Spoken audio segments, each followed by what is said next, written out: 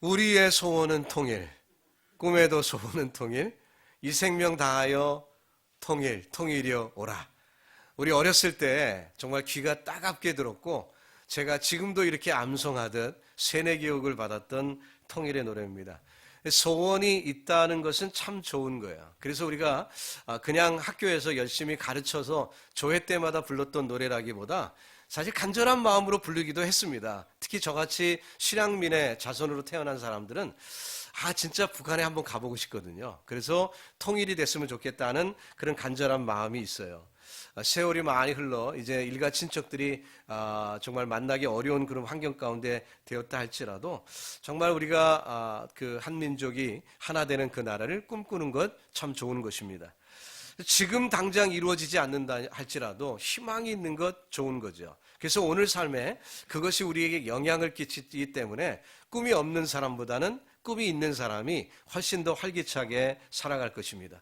하지만 새해의 희망이 뭡니까? 이런 질문을 던지면은 많은 경우 대답 나오는 것들을 정리해 보면 일시적이거나 조건적이거나 상대적인 그런 꿈을 이야기할 때가 많이 있습니다. 학생에게 야, 올해 희망이 뭐냐? 그러면 성적 좋아서 좋은 대학 가는 거예요.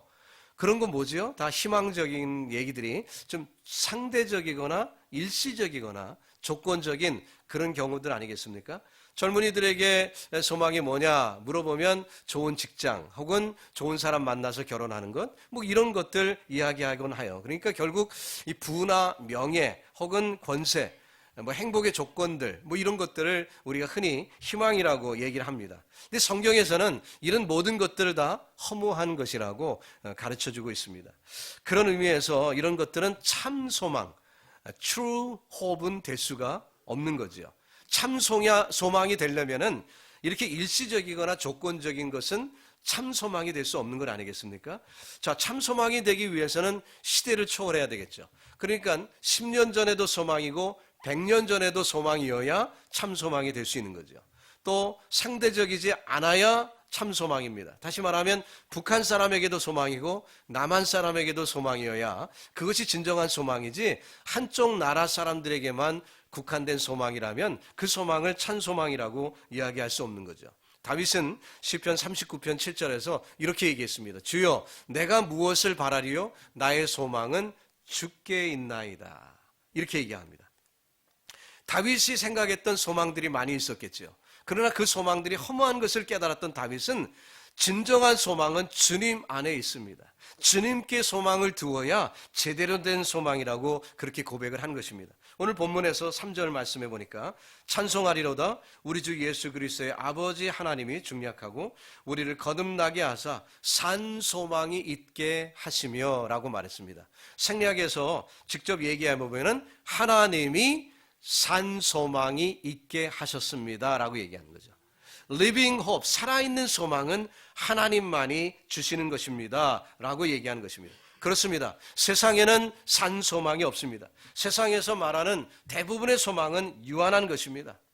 존 F 케네디가 죽은 다음에 한 1년쯤 지난 다음에 그의 와이프였던 미망인 제클린 여사가 이런 얘기를 했습니다. 나는 그분과 함께 늙어가리라고 꿈꾸는 것이 지나친 소망이었음을 진작에 깨달았어야만 했습니다. 그런 얘기를 했어요. 맞는 얘기죠. 후에 섞인 말입니다. 쉽게 표현하면 있을 때 잘할 걸. 그 얘기예요. 이와 같이 세상의 소망이라는 것은 절대적이지 않다는 것입니다. 보장이 없어요. 지금 행복한 것 같은데 그것이 계속되리라는 보장이 없는 것이 세상의 소망인 거죠. 그런데도 사람들은 이 유한한 세상의 소망을 향해 오늘도 달려가고 있습니다. 물론 세상적인 소망도 없는 사람보다는 있는 사람이 낫다고 그랬어요. 그래야 삶에 좀 용기를 갖고 또 희망을 갖고 살아가니까 삶의 질이 좀 더 나을 수 있겠죠. 하지만 이런 세상의 소망이 세속적인 것은 결국 유한된 것이고 허무한 것을 이제 끝나버릴 것이라는 것을 성경은 말합니다. 전도서 기자가 또 얘기를 하죠. 솔로몬이 1장 3절에서 사람이 해 아래 수고하는 모든 수고가 자기에게 무엇이 유익한고 Everything is in vain. 정말 모든 것이 헛되다라고 얘기할 수밖에 없는 거죠. 제클린처럼 갑작스러운 남편의 죽음 앞에서 모든 소망이 물거품이 되었던 경험처럼 말이죠. 이 보장이 없다는 거예요. 그러기에 솔로몬은 계속해서 전도서를 써가면서 12장에 가서 이런 얘기를 합니다.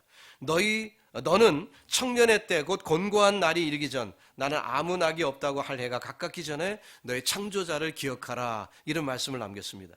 연세 높으신 어른들과 이렇게 대화를 하면 나는 낙이 없어요. 나는 소망이 없어요. 할 수 있는 게 아무것도 없거든요. 이렇게 얘기하는 분들이 있어요. 맞아요. 할 수 있는 게 뭐 있겠습니까?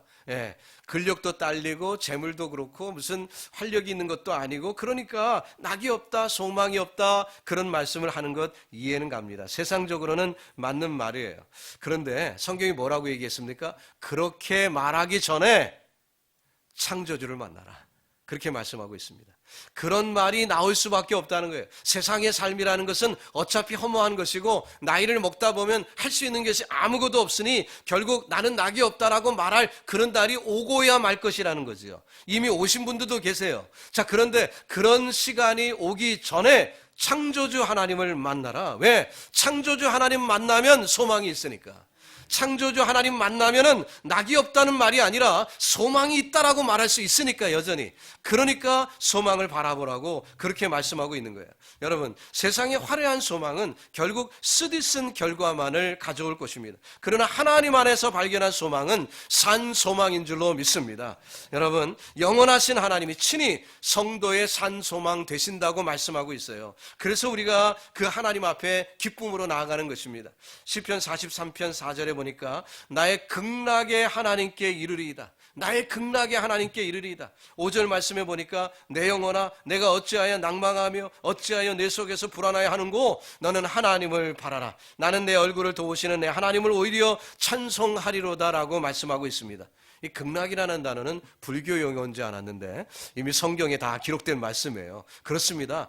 극한 낙원, 정말 극치의 낙원, 하나님이 예비하신 것인데 그 나라로 우리를 주님이 인도하십니다. 그래서 시인은 말합니다. 내가 세상 것 바라보는 게 아니라 하나님을 바라라. 하나님을 바라라. 그러면 그 도우시는 하나님이 우리에게 그런 은혜를 주실 것이고 내 입에는 찬송이 끊이지 않아야 할 것이다, 이렇게 말씀하고 있습니다. 저는 2020년에 소원이 있다면 제가 찬양이 회복되기를 원합니다. 그런 소원이 제게 있어요. 제가 옛날에 참 찬양 많이 했던 것 같은데 찬양이 좀 줄어든 것 같아요. 그래서 올해는 정말 찬양 많이 하기를 하나님 원합니다. 이런 소망을 제가 갖고 있거든요.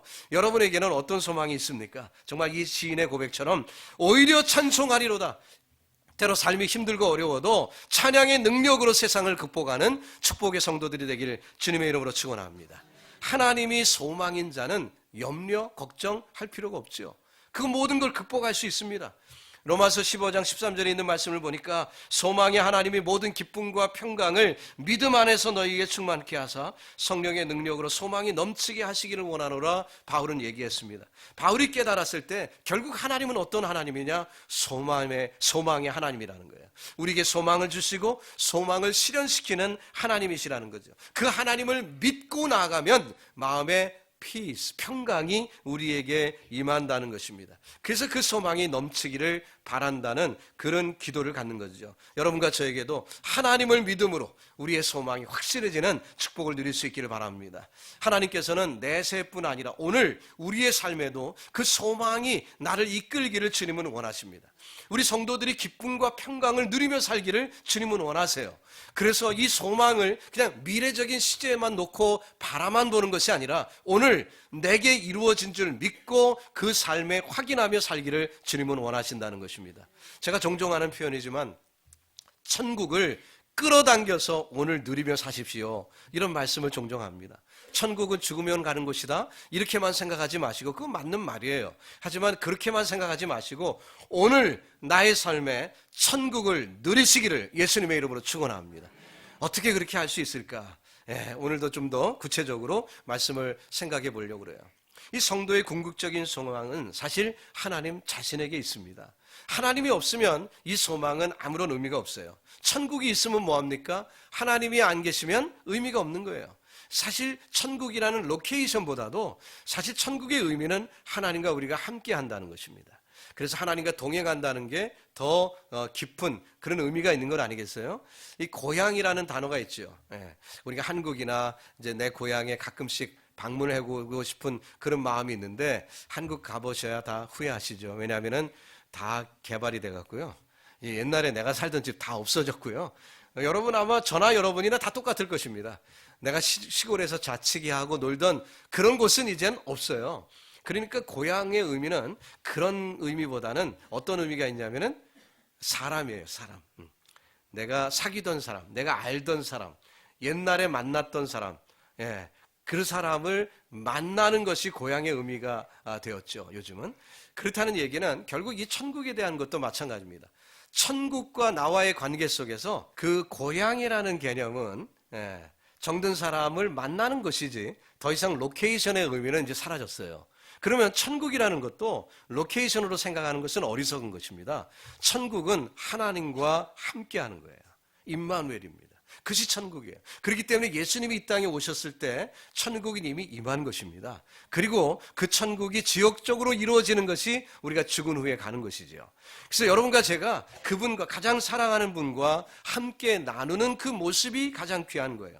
베드로전서 1장 2절에서 말하기를 곧 하나님 아버지의 미리 아심을 따라 성령의 거룩하게 하심으로 순종함과 예수 그리스도의 핏부림을 얻기 위하여 택하심을 입었다고 얘기하고 있습니다. 자, 이 말씀이 좀 어렵기 때문에 풀어봅시다. 저와 여러분은 하나님이 미리 아신 분들이에요. 아멘이십니까? 하나님이 미리 아셨어요. 여러분은 성령이 거룩하게 구별하신 분입니다. 여러분은 그리스도의 핏부림을 통해 택하심을 받은 분입니다. 무엇을 위해요? 하나님과 함께하는 교제를 위해. 구체적으로 얘기하면 순종이지만 하나님과 함께하는 교제를 위해 이렇게 되어지신 분이 저와 여러분이라는 거예요. 특별히 제 마음에 여기 꽂히는 표현은 하나님께서 모든 것을 미리 아셨다는 부분입니다. 우리가 얼핏 들으면 미리 아셨다는 얘기를 시간적인 개념으로만 이해하는데 사실 묵상해 보십시오. 하나님이 우리를 미리 아셨다는 것은 그냥 남들보다 먼저 알았다는 그 정도의 개념이 아니죠. 앞으로 태어날 어떤 아이보다 내가 조금 일찍 태어났으니까 하나님이 저를 미리 아셨다는 그런 개념이 아니라 빼어내셨다는 거예요. 많은 무리들 가운데 하나님이 빼어내셨다는 거예요. 그래서 아모스 3장 2절에는 이런 말씀이 나와요. 내가 땅의 모든 족속 중에 너희만 알았나니. 이 표현이죠. 그죠?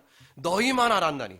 그러므로 내가 너희 모든 죄악을 너희에게 보응하리라 말씀하십니다. 그러니까 세상에 75억의 인구가 살고 있지만 하나님이 저와 여러분을 미리 알기로 작정하셨고 우리를 빼어내셔서 아신 거예요.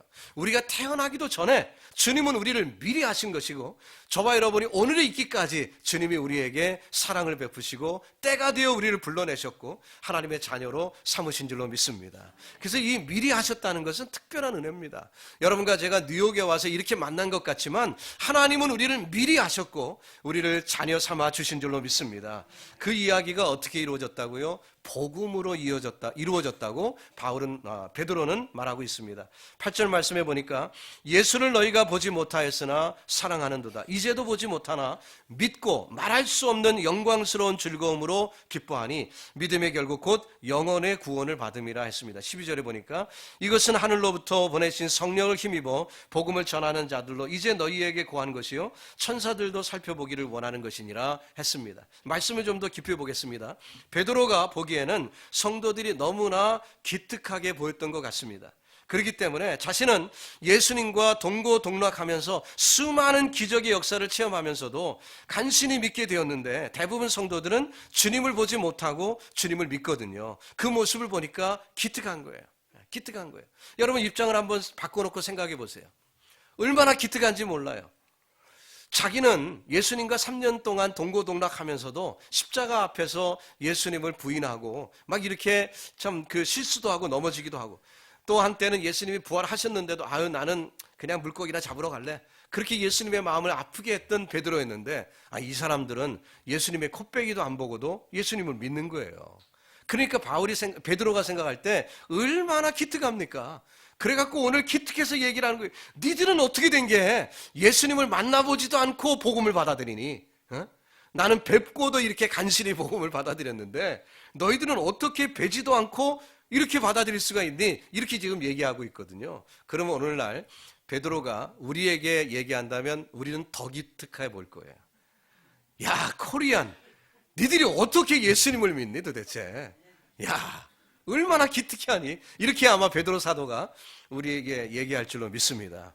베드로는 그들에게 산 소망이 어떤 것인지를 소개하고 있어요. 그 소망은 살아있는 말씀, 능력의 말씀에 기초한 것이기 때문에 산 소망인 거예요. 또한 하나님의 아들로 말미암아 가능한 것이기 때문에 산 소망입니다. 또한 그 속에 부활하신 주님의 생명을 가지고 있기 때문에 산 소망이에요. 이 산 소망은 결코 없어지거나 희미해지거나 약해지는 일이 없습니다. 언제나 신선하게 솟아나는 거예요.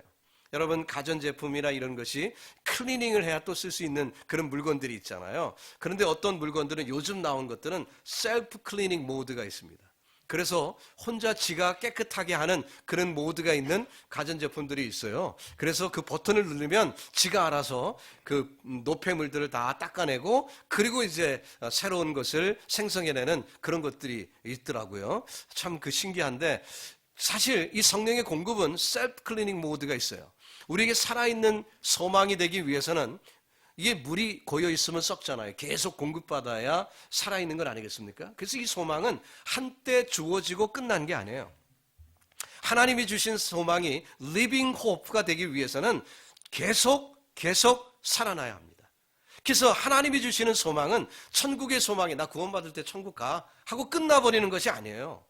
많은 분들이 그렇게 생각하니까 신앙생활이 고루해지는 거예요. 옛날에는 뜨거웠는데 그 처음에 천국의 소망 갖고 복음 받아들일 땐 뜨거웠는데 시간이 지난 다음에는 어때요? 고루해지는 거예요. 이게 something wrong.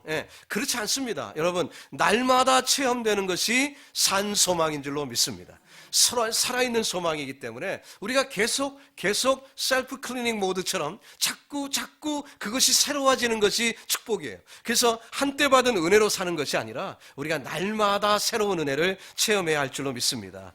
그래도 베드로는 1장 4절에서 이렇게 얘기합니다. 썩지 않고 더럽지 않고 쇠하지 아니하는 기업을 잊게 하시나니 곧 너희를 위해 하늘에 간직하신 것이라 말씀하고 있습니다.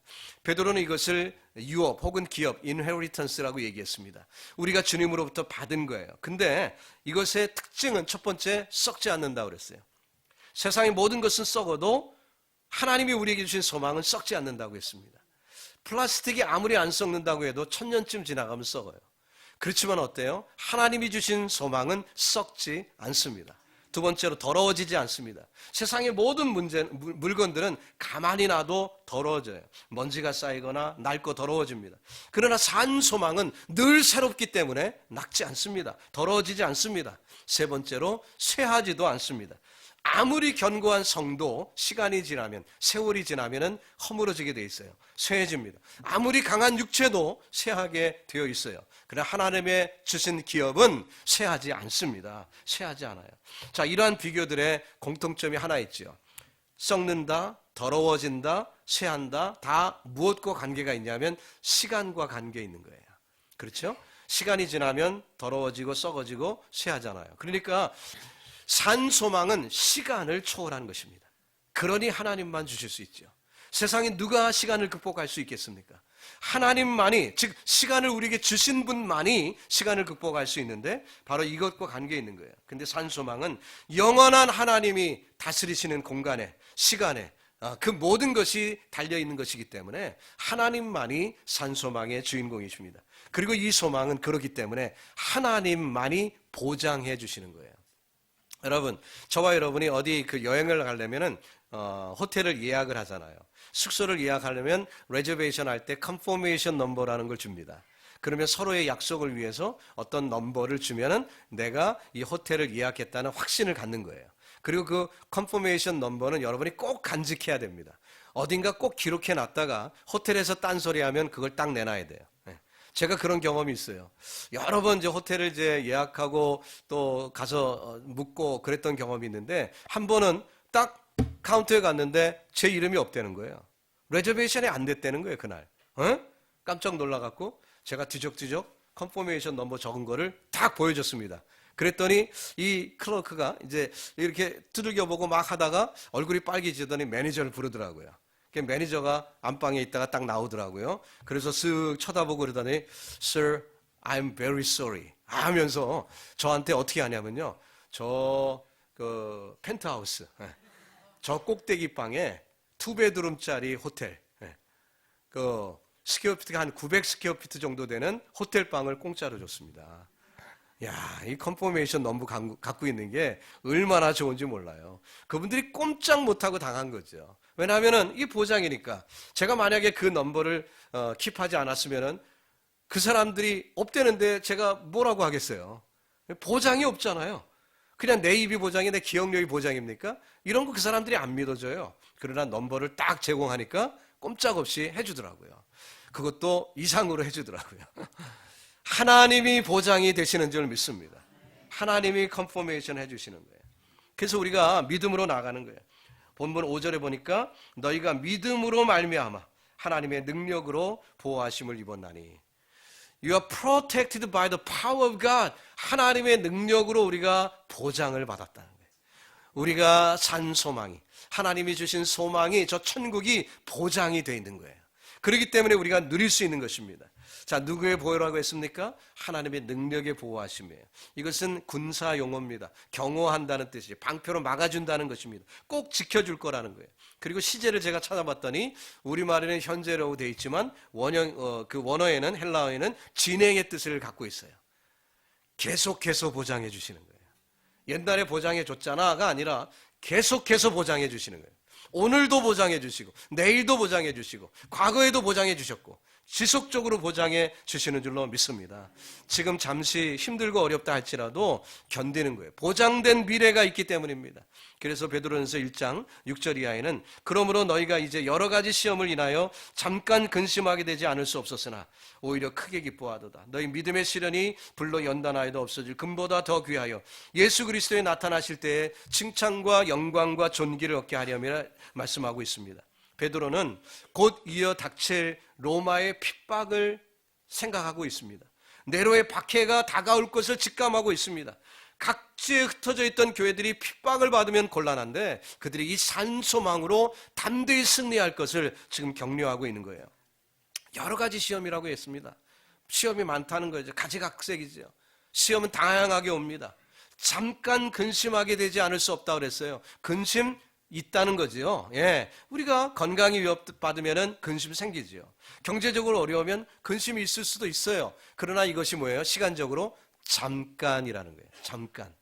여러분 지난 한 해나 혹은 몇 해 전을 돌아볼 때 아이고 정말 힘들어 했던 적이 있었죠. 네. 정말 어렵다 했던 적이 있었죠. 근데 어때요? 지금 다 지나갔습니다. 그런 거예요. 잠깐 근심하게 될 수 있다는 거죠. 그런데 그거 다 지나간다는 것입니다. 베드로는 용광로에 비유하고 있습니다. 자, 금을 만들고자 하는 사람 금광석을 넣습니다. 철을 만들려고 하는 사람 철광석을 넣습니다. 은을 만들려고 하는 사람 거기에 맞는 광석을 넣지요. 목적을 가지고 집어넣은 거예요. 목적 없이 그냥 아무거나 넣었는데 금이 나왔다. 이런 경우는 없어요. 용광로에 넣는 그 장인이 그것의 목적을 가지고 넣은 거예요. 하나님이 저와 여러분을 금보다 귀한 것으로 만들기를 원하세요. 그래서 우리를 집어넣은 거예요. 목적을 가지고 집어넣으신 거예요. 우리가 고난이 있고 역경이 있다? 목적을 가지고 하시는 거예요. 그냥 우연히 발생한 게 아니에요. 그렇기 때문에 그 과정을 통해서 우리가 정금같이 나오는 것입니다. 욥이 뭐라고 했습니까? 욥기 23편 10절 같이 읽어봅시다. 시작. 나의 가는 길을 오직 그가 아시나니 그가 나를 단련하신 후에는 내가 정금같이 나오리라. 할렐루야. 정금같이 나오는 거예요. 정금같이. 이제 말씀을 정리해 봅니다.